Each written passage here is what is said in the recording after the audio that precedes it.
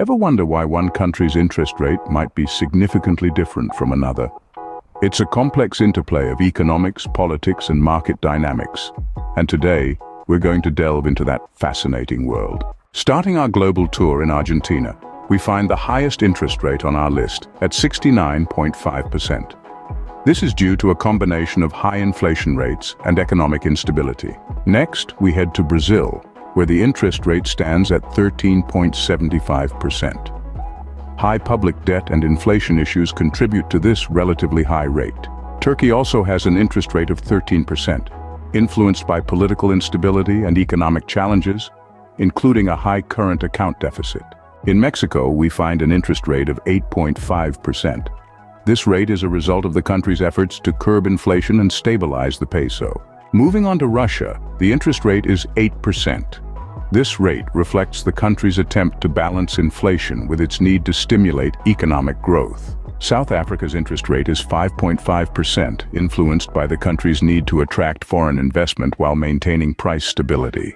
We travel next to India, where the interest rate is 5.4%. This rate is maintained to balance the need for economic growth with the necessity of controlling inflation. In Indonesia, we find an interest rate of 3.75%.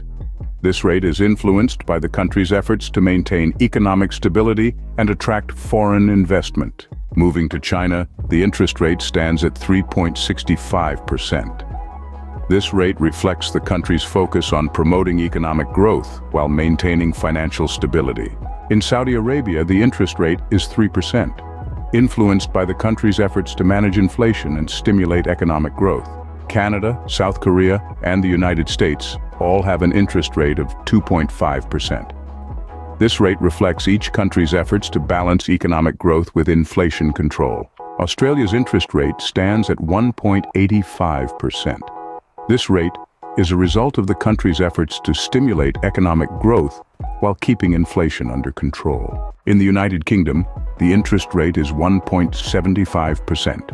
reflecting the country's efforts to maintain economic stability amidst Brexit uncertainties. Singapore has an interest rate of 1.56%. This reflects the country's focus on maintaining economic stability and attracting foreign investment. Lastly, Japan stands out with a negative interest rate of -0.1%. This unusual situation is part of the country's aggressive strategy to stimulate economic growth and fight deflation. In summary, each country's interest rate reflects its unique economic situation and strategy. High rates often indicate economic instability or high inflation, while low rates can signal a focus on economic growth. Negative rates, while unusual, can be used to stimulate economies suffering from deflation. Remember, interest rates are more than just numbers. They're a window into a country's economic soul.